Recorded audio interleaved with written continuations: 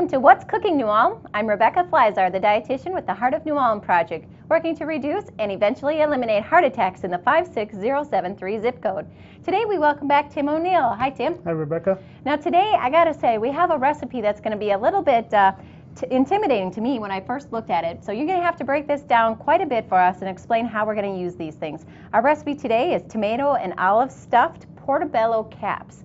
So a mouthful and a little intimidating with the portobello caps, Tim. I think that's what everyone is usually afraid of. They see the big portobello caps and then what am I going to do with that? Yeah, should I chop it up and use it as a regular mushroom? But something as nice as a portobello, they taste great, the larger volume. So yeah, so I think once we walk through it and we find out it's really not so bad, if you can incorporate these into your diet, they are very healthy. They're a great substitute actually for the pasta. Instead of having those high carbohydrates, you can use this. This is the base of our dish today. So I'm kind of excited to see how this is going to go. So why don't you start walking us through this and we'll see what happens. All right, when you go shopping for the portobellos, a nice size. This is nice. It's roughly about 4.5, 5 inches wide. They're very easy. You don't all your other vegetables, when you go home, you want to clean them right away. The mushrooms, whether it's portobello or the baby ones, you don't want to clean them until you're ready to use them. But they're very easy to clean. You just throw them in the fridge. Today we're cutting the stems out of the center because we don't need them. And then we're also going to take the gills out of the middle. For what we're doing today, we don't need them. Do you have to take them out? No, you don't. And we're just kind of hollowing it out to make the center where we're going to stuff the mushrooms with the tomatoes and the olives. All right, so if you could hold that up, Tim, so we can see. So those gills, that was all that brown on the inside. You Correct. Can see from this one was all these lines here. We just took all of that out. And there are some nutrients in that. You can actually put that back into your mixture if you chose. I'm not sure what we'll be doing with our recipe today, but it does have a lot of nutrients, so if you can keep it in there, it is something you want to continue to use. Just like with the smaller mushrooms, you take the centers out and then you make your ingredients, to stuff them with great flavor to add back into it. Today we're not going to be doing that, though. Okay. Okay. So we'll get this last one done here. And that did scrape out fairly easily, huh? You don't have Very to push easy. too No. hard, yeah. And you do want to keep those in the refrigerator. They're going to keep a little bit longer, but they don't have a tremendous shelf life. So, once they start getting kind of wet and soggy is when you want to be careful with those. And again, you don't wash them. You want to keep them dry in the refrigerator when you store them. And then next we're going to move on to the plum tomatoes. We're going to cut them up. And we're going to make our stuffing. We'll set these off to the side for now. And this is going to call for is roughly about 2/3 of a cup. And we're just going to cut them in half and then just kind of quarter them. Now these have quite a nice flavor to them. They are the smaller ones. You can use things like grape tomatoes as well. There's a different variety, but we did go with plum today. Now, Tim, remind us of your background. You're quite an extensive cook, right? Yes, I've worked at the restaurant at the Holiday Inn in New Ulm, and then I was a banquet chef in Mankato. I did banquets, weddings, office parties. Good. So you should be able to reinforce that when we find a good recipe like this that does incorporate this many vegetables, we shouldn't be intimidated by the outset. Just give it a try, right? Just give it a try. That's the main thing. It's you go to if you would go to a restaurant and order this, this would probably be a little more of an expensive dish, but yet it's very easy to make at home. Okay. People are so intimidated working with mushrooms that they don't, they're afraid that, they're gonna wreck them or burn them. But it's just like if you take a piece of chicken, you learn how to use it on the stove accordingly. So. Right. And so if you are following a vegetarian diet, again, this is something that you can easily incorporate in another great dish. Again, if you like to order the stuffed mushrooms at restaurants, like Tim just said, this is something that you can make at home. We can make it a little healthier, and it is something that your family is definitely going to enjoy. Today we're doing it inside here, but with the season, you should, this would be great to do at home over a medium grill. You know, do it right on the grill. It's easy. We're going to use the grill pan in here to simulate being outside, but it's anything you can do on the grill, we can do in the grill pan. Great. And so you're going to walk us through. Tim's going to tell us what to look for with that mushroom. Again, something that not all of us are comfortable with, finding out when is it done, what are we looking for, and what color change we can expect. So stay with us, and you're going to find a great benefit today from our show. So, well, while you're working on those, let's go ahead and check in with Holly and see what's new with our Fit in 5. Well, it's that time of year again. It's time to start thinking about bringing our exercise routine indoors. Or perhaps you're somebody that just doesn't like to hit the gym, you'd rather work out at home.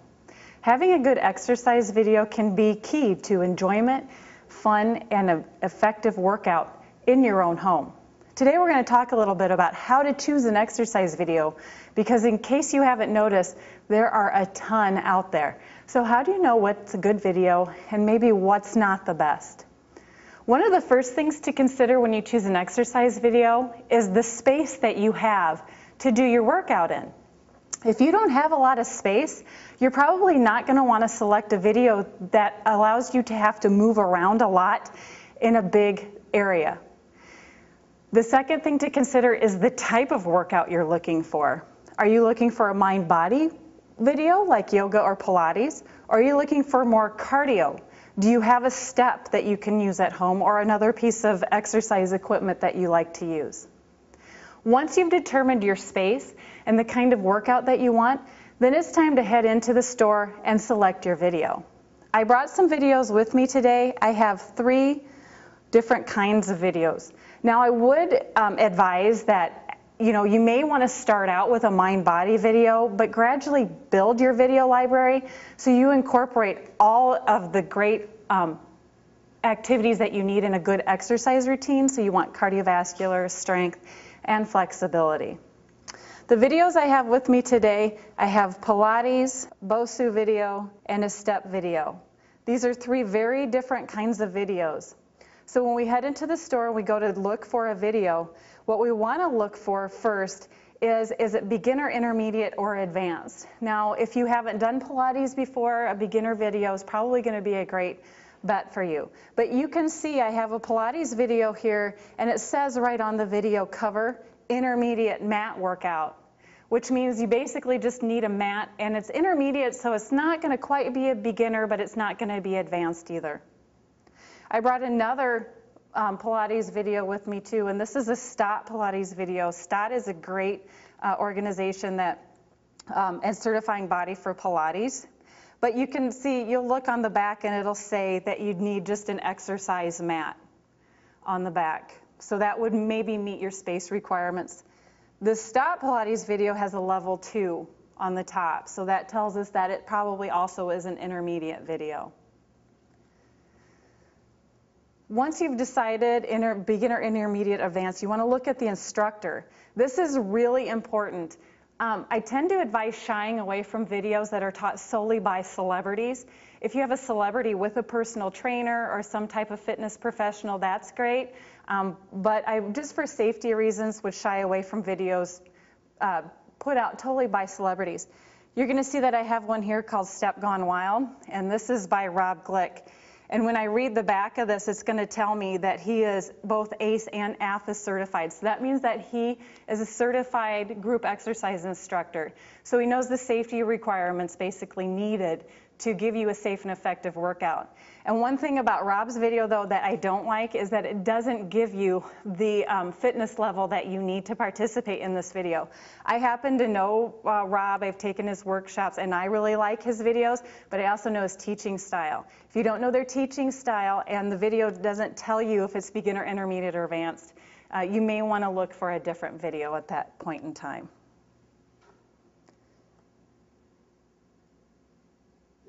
You can also look for or talk to your friends. What kind of videos do they have? What videos do they like? What do they enjoy doing? Because they're another really great resource for picking an exercise video. Hopefully with these few tips on how to choose an exercise video, you can have a safe, fun, and effective indoor workout. For today's Fit in 5, I'm Holly. Have a healthy day. Thanks, Holly. Those are some great tips. Make sure you continue with your Fit and 5 at home as well. It's our first step in becoming active and having good heart health. All right, Tim, where are we at and what's next? All right, we got the tomatoes cut up here, and now we're going to go with our Kalamata olives. It's just an olive in like a vinegar brine. They're a little spendier, but they great flavor. They'll do great with this dish as far as the stuffing. But you can also, you know, if you don't want to spend the money for this, you can use a regular green olive. Okay, so that's taste just the same. An acceptable substitution. Yes. Okay, great.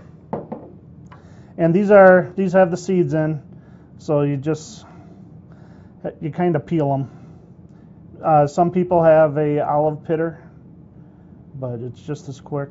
Okay. And we're going to chop them.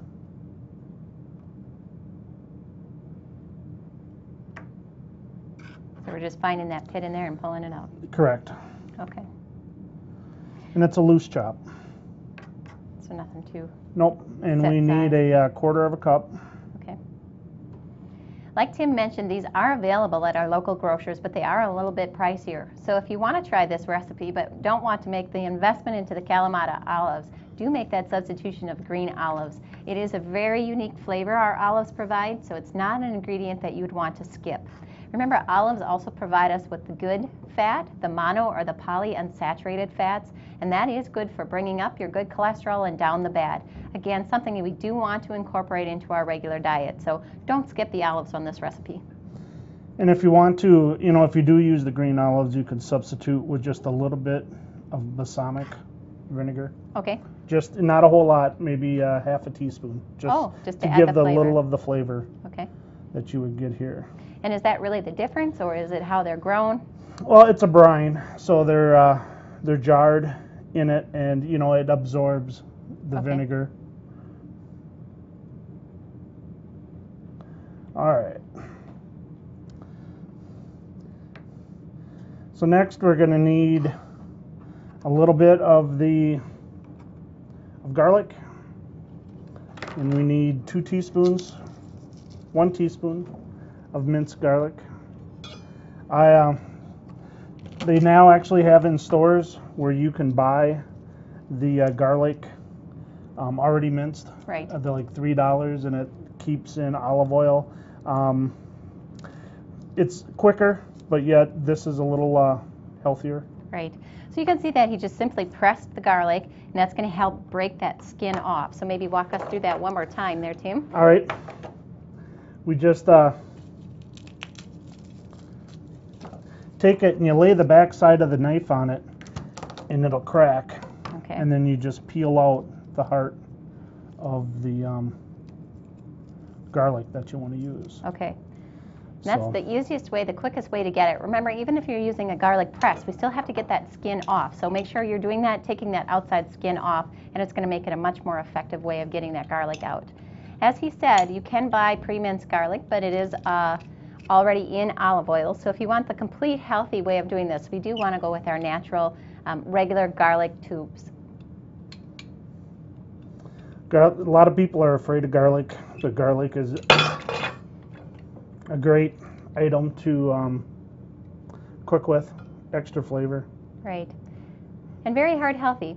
Very heart healthy. If you're not quite sold on the flavor of garlic, but you want the benefit, if you can take it in a smaller dose, you may want to try a shallot. A shallot is actually a hybrid between the onion and the garlic and has a little bit of flavor of both. So neither is quite as strong or predominant and works well in recipes as well. Now we want 1 teaspoon of oil.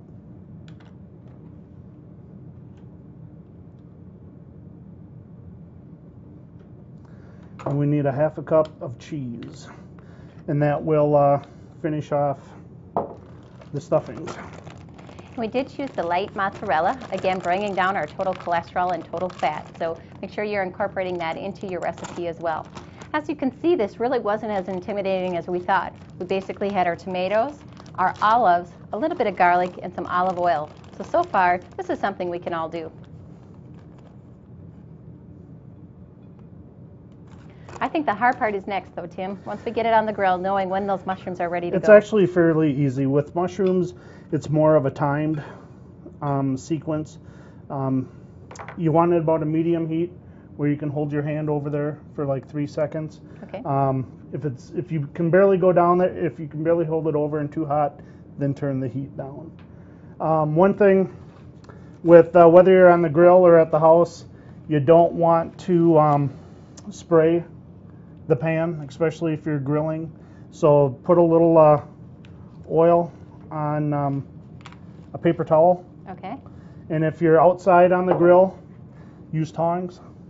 But then you just kind of coat the pan or coat the rack so that your mushrooms don't stick.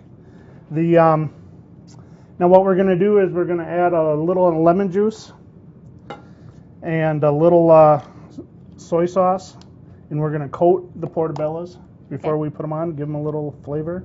Is that flavor, and will that change the color, or is that going to make a difference when we're... It's going to, yes, it'll give a flavor, and it doesn't really change the color. It'll more, the flavoring. The soy sauce is a great marinade. You make sure you get the low sodium, because the regular is pretty high in sodium. It's pretty high. Even our low sodium, it is lower sodium, but still something we use in moderation. It can be incorporated into your recipes like you see today, but again, it's not something you want to use in excess. It doesn't have fat and it doesn't have cholesterol, but our sodium is really pretty substantially high in larger quantities of the soy sauce.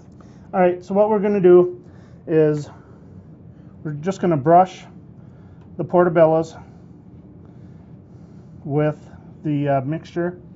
And what we're going to do is we're going to put the top side down first, and then when we pull them off, we can fill them and then do the bottom side. Okay.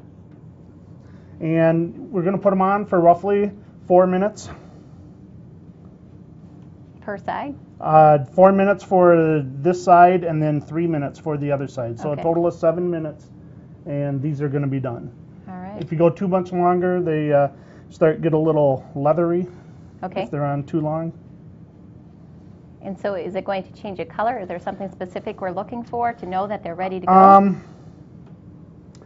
These won't change color like a lot of the items will. It's more or less you got to time it. Okay.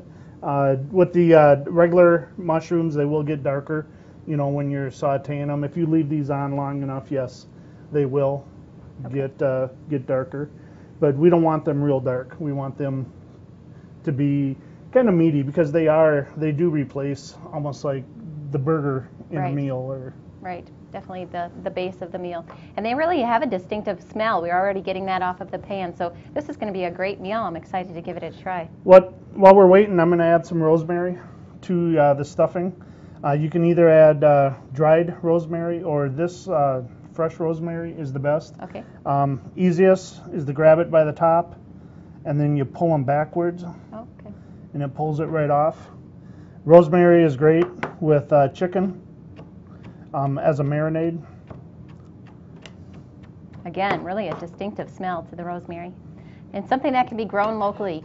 So if you're starting your herb garden, again, this is something that you're going to want to incorporate into our winter herb gardens, our container gardens. That rosemary, we've recently used chives, other herbs that are going to really enhance our meals. Like Tim said, the fresh is going to give you much better flavor than if you're using the dried herbs. All right, Tim, well, we'll let that settle, and while those are heating up, we're going to go ahead and check in with Betsy and see what's new with the Heart of New Ulm. Hi, I'm Betsy Pizer with the Heart of New Ulm Project, and I wanted to bring you an update about our fall events. We're excited to have our 3rd annual Fall Summit, Saturday, October 16th at the District Administrative Center, which used to be the junior high, on the intersection of Center and State Streets. The event will be on October 16th from 3 p.m. to 9 p.m. Also at the DAC in the foyer, you'll be able to pick up your new Community Health Challenge materials, which will focus on getting at least 5 fruits and vegetable servings each day. Also, if you live in New Ulm, you may see a door hanger on your door in the next couple of weeks. On one side, you have contact information about your district leader and also some upcoming events, including cooking classes and walking groups. And on the other side, just a friendly reminder to make sure you're getting at least 150 minutes of physical activity each day. We hope to see you at the 3rd Annual Community Summit on October 16th, and also save the date for November 6th. We'll have a culinary competition and a Foodworks Expo you won't want to miss at the New Ulm Senior Center or the New Ulm Community Center. Thanks, and we hope to see you there. Thanks, Betsy. Be sure to get involved with the Heart of New Ulm project in your district as well. Be sure to keep an eye on the paper and the radio for upcoming events. The Heart of New Ulm has plenty of going on, so make sure you get involved. All right, Tim, where are we at? All right, I pulled the portobellos off. I didn't want them to get overdone, and we're ready to put the stuffing in them. Okay. And it's very simple. You just kind of fill the cap.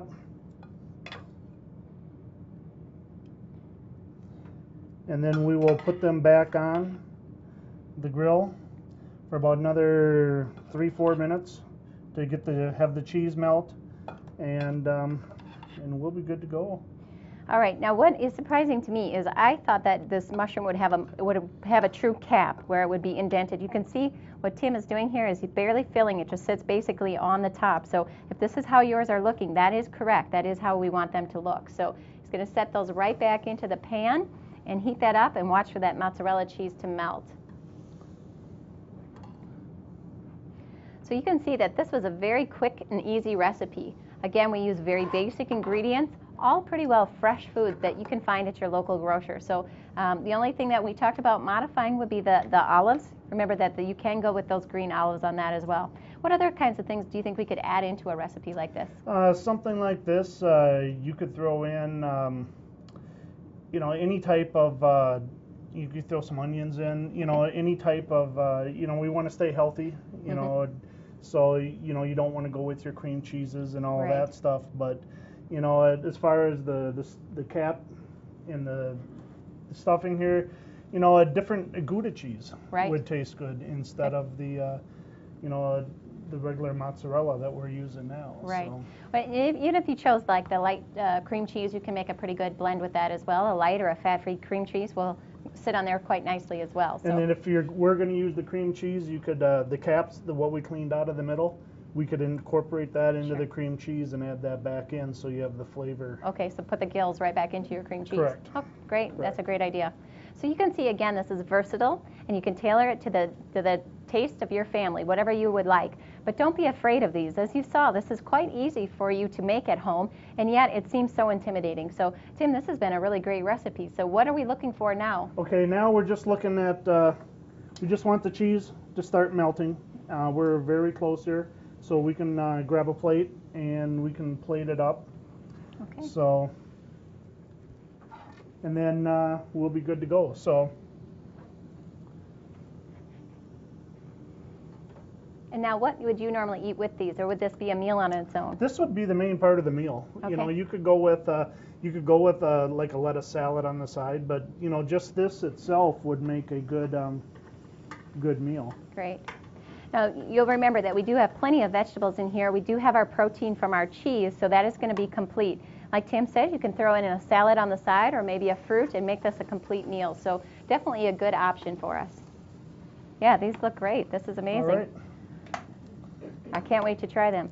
Tim, this is great. I think even I learned quite a bit today. I think this isn't as intimidating as we thought, and we should all be out there trying this one tonight. So we really appreciate you coming in and Thank making you. these, and can't wait to eat. Hope So to see you soon. that's right.